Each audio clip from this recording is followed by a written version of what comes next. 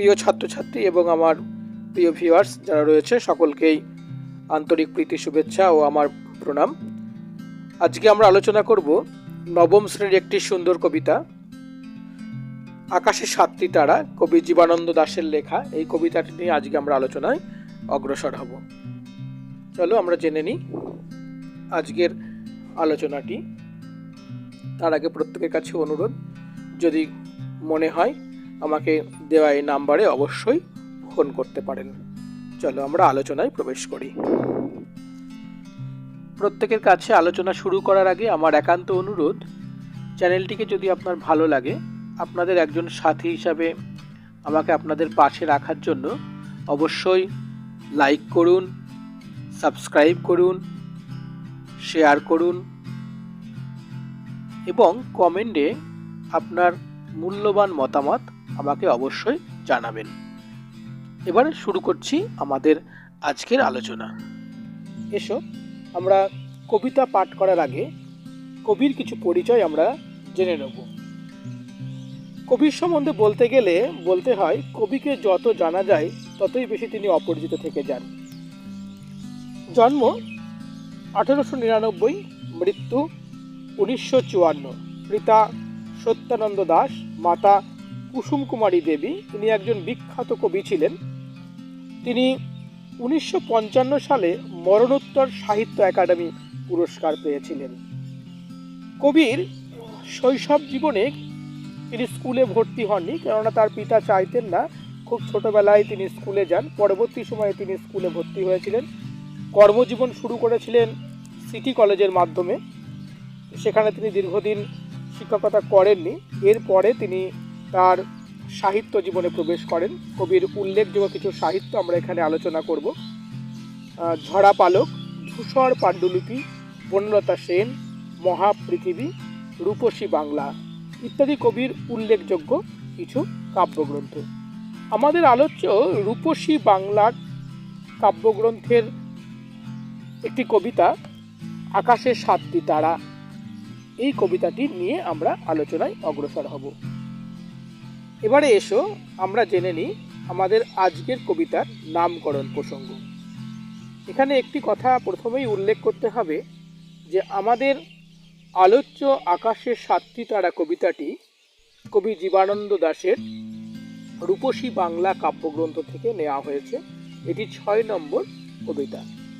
কিন্তু কবিতাটির কবি কোনো নাম দিয়ে যাননি আলাদা করে। মাধ্যমিক পর্ষদ কবিতাটির প্রথম লাইনটি নিয়ে আকাশে সাতটি তারা নামকরণ করেছেন। আমরা যদি লক্ষ্য করি তাহলে আমরা দেখব প্রকৃতি প্রেমিক কবি জীবনানন্দ দাশ আকাশে সাতটি তারার মধ্যে দিয়ে তিনি কবিতায় প্রবেশ করে নিজের কলমটিকে তুলির ন্যায় ব্যবহার করে বাংলার প্রকৃতিকে তিনি তুলে ধরেছেন। এখানে তিনি কোন প্রকৃতিকে তুলেছেন? সন্ধ্যাকালীন প্রকৃতিকে তুলেছেন। এবং এই সন্ধ্যাকালীন প্রকৃতির যে একটা অপরূপ রূপ হতে পারে, কবি কিন্তু বাংলা পাঠককুলকে তা দেখিয়ে দিয়েছেন। আমরা দেখব আকাশের সাতটি তারার মধ্যে দিয়ে কবি তুলে ধরেছেন বাংলার দেশের এক একটি অত্যন্ত সুন্দর সুন্দর দৃশ্যকে।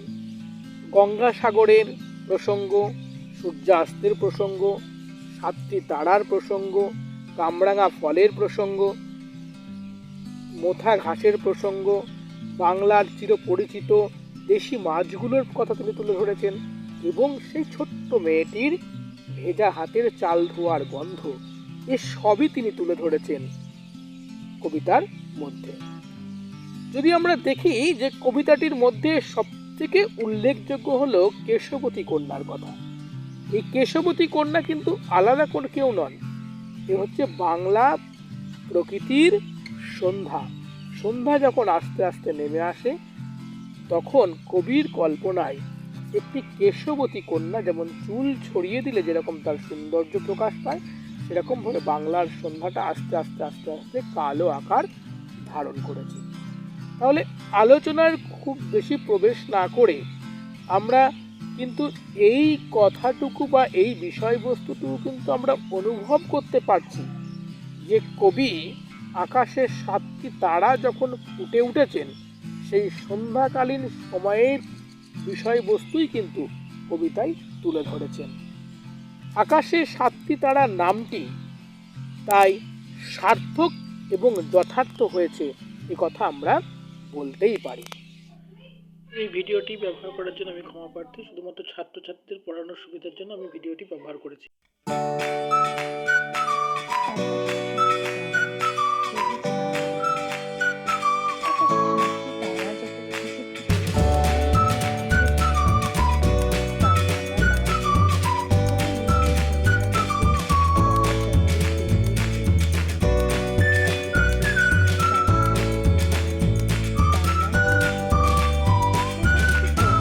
এসেছে আকাশে।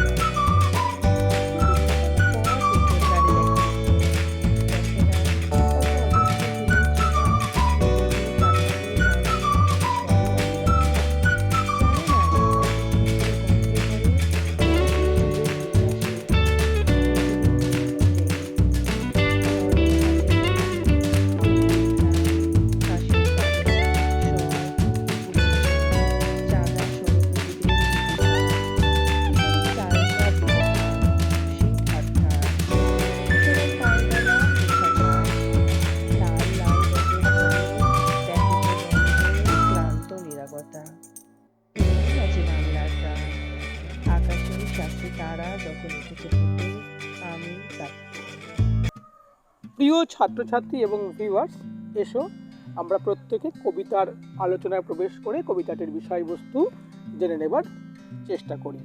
কবি অত্যন্ত প্রকৃতিপ্রেমিক ছিলেন এবং কবির কবিতা আলোচনা করতে গেলে একটি কথা প্রথমেই বলতে হচ্ছে যে কবির কবিতা যত বেশি আলোচনা করা যাবে ততই মনে হবে এখনো বোধহয় অনেক কিছু অজানা থেকে গেল। যাই হোক, আমরা আলোচনায় প্রবেশ করছি। আকাশে 7টি তারা যখন উঠেছে ফুটে, আমি এই ঘাসে বসে থাকি। কামরাঙা লাল মেঘ যেন মৃত মণিয়ার মতো গঙ্গা সাগরের ঢেউয়ে ডুবে গেছে। আসিয়াছে শান্ত অনুগত বাংলার নীল সন্ধ্যা, কেশবতী কন্যা যেন এসেছে বাংলার আকাশে। অর্থাৎ কবি সন্ধ্যাকালীন সময়ে বাংলার আকাশের নিচে বসে আছেন। কবির প্রতিটি কবিতা বাংলার প্রকৃতির সঙ্গে একটা যোগসূত্র থাকে, এখানেও তার ব্যতিক্রম হবে না। এই জন্যই তো প্রকৃতি প্রেমিক কবির কথা বলতে গেলে আমাদের প্রিয় কবি জীবনানন্দ দাশের কথা সবার আগে চলে আসে। তাহলে কবি বাংলার মাটিতে, বাংলার নীল আকাশের নিচে তিনি বসে আছেন। সন্ধ্যাকালীন সময়ে আকাশে 7টি তারা ফুটে উঠেছে। এই 7টি তারার কথা যখন এসেছে তখন আমরা পরিষ্কারভাবে বুঝতে পারছি এই 7টি তারা আসলে সপ্তর্ষি মণ্ডল, যাকে যোগ করলে জিজ্ঞাসা চিহ্নের মতো দেখায়। এবং এটি আমাদের উত্তর গোলার্ধের বিভিন্ন দেশে প্রায় সারা বছরই দেখা যায় বললে চলে। তারপরে কি হয়েছে, ঠিক এই সময় এই সময় আরেকটি কথা তিনি উল্লেখ করেছেন যে কামরাঙার লাল মেঘ, অর্থাৎ কামরাঙা বাংলার ফল। বলেছিলাম যে বাংলার সঙ্গে তিনি একটা যোগসূত্র তৈরি করে দেবেন বাংলার প্রকৃতির সঙ্গে, এখানে তাই করলেন। এই কামরাঙা ফল যখন পাকে লাল রঙের হয় এবং সেই লাল রংটাকে তিনি এত সুন্দরভাবে তুলে ধরলেন যে কামরাঙা ফলের সঙ্গে লাল রঙের তুলনা করলেন। মৃত মণিয়ার মতো, মণিয়া পাখির রক্ত অত্যন্ত গাঢ় লাল হয়, তাকেও তিনি এখানে উল্লেখ করলেন।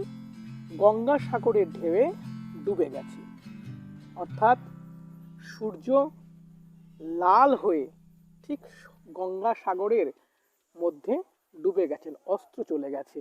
সূর্য যখন ডোবে সাগরে তখন দেখতে তা অত্যন্ত সুন্দর লাগে। যারা দেখেছে বিষয়টি তাদের কাছে আরো ভালো পরিষ্কার হয়ে যাবে। তাহলে কবি এখানে কি বললেন যে সন্ধ্যাকালীন সময়ের সূর্য একেবারে সূর্যাস্ত হয়েছে এবং সেই সময়ের সমুদ্রের বুকে ওঠা ঢেউগুলি একদম রক্তের মতো বা কামরাঙা ফলের মতো বা মনিয়া পাখির রক্তের মতো লাল হয়ে রয়েছে। ঠিক এই সময়ে বাংলার অত্যন্ত অনুগত বাংলা মায়ের কথা শোনা সেই নীল শান্ত সন্ধ্যা বাংলার আকাশে এসে উপস্থিতি হয়েছে কেশবতী কন্যার রূপে। কেশবতী কন্যার রূপে সে বাংলার আকাশে এসে উপস্থিত হলো। এর পরের অংশে কবি বললেন যে আমার চোখের পরে, আমার মুখের পরে চুল তার ভাসে, পৃথিবীর কোনো পথে এ কন্যারে দেখিনি কো। দেখি নাই অত অজস্র চুলের চোমা, হিজলে কাঠালে জামে ঝরে অবিরত। জানি নাই এত স্নিগ্ধ গন্ধ ঝরে রূপসীর চুলের বিন্যাসে। অর্থাৎ বাংলা প্রকৃতির সন্ধ্যাকে তিনি একেবারে চিত্রের মতো বর্ণনা করলেন। কেশবতী কন্যা চুল ছেড়ে দিলে ঠিক তার যেমন ভাবে চারিদিকটা যেমন সৌন্দর্যে ভরে ওঠে, বাংলার সন্ধ্যাটাও ঠিক আস্তে আস্তে কালো হতে হতে, কালো নামতে নামতে একেবারে কালোই কালো হয়ে গেছে। এবং এখানে চুলের সেই কালোর যে ছোঁয়াটি, সেই ছোঁয়াটি আস্তে আস্তে বাংলা প্রকৃতির যে গাছগুলো রয়েছে, কাঁঠাল, হিজল, জাম, এবং কবির চোখে চুমু দিয়েছে। কবির একটা আলাদা অনুভূতি সৃষ্টি হয়েছে। তাই কবি এখানে বলেছেন যে এই কন্যাকে তিনি পৃথিবীর আর কোথাও খুঁজে পাননি, শুধুমাত্র বাংলাদেশে একে খুঁজে পাওয়া যায়। বাংলার মুখ আমি দেখিয়াছি, তাই পৃথিবীর রূপ খুঁজিতে যায় না আর। এই কথাটি যেন এখানে আবার আমার মনে পড়ে গেল। এবং কবি কি বলছেন যে তার চুলের বিন্যাসে একটা সুন্দর গন্ধ রয়েছে, একটা সুন্দর স্নেহ রয়েছে, একটা পুলক রয়েছে, যেটা কবির চোখে এবং কবির পঞ্চ ইন্দ্রিয়তে অনুভব হয়েছে। প্রিয় ছাত্রছাত্রী এবং ভিউয়ার্স, চলো এবারে আমরা কবিতার দ্বিতীয় অংশে, দ্বিতীয় স্তবকে প্রবেশ করি। এখানে কবি বাংলা প্রকৃতির সন্ধ্যাকে আরো সুন্দরভাবে বর্ণনার জন্য এবং বাংলা প্রকৃতিকে আরো ভালো করে বাংলা পাঠকের সামনে তুলে ধরবার জন্য কবি বাংলাদেশের একেবারে পরিচিত বিশেষ কিছু শব্দকে তুলে ধরেছেন। কবি বলেছেন যে পৃথিবীর কোনো পথে নরম ধানের গন্ধ, কলমির ঘ্রাণ, হাঁসের পালক, স্বর, পুকুরের জল, সাদা সরপুটিদের মৃদু ঘ্রাণ, কিশোরীর চাল ধোয়া ভিজে হাত, কিশোরের পায়ে দলা মুঠা ঘাস, লাল লাল বটের ফলের ব্যথিত গন্ধের ক্লান্ত নীরবতা, এরই মাঝে বাংলার প্রাণ। অর্থাৎ বাংলার প্রাণ বা বাংলার প্রাণ শক্তি কিন্তু বাংলা প্রকৃতির মধ্যেই নিমজ্জিত আছে।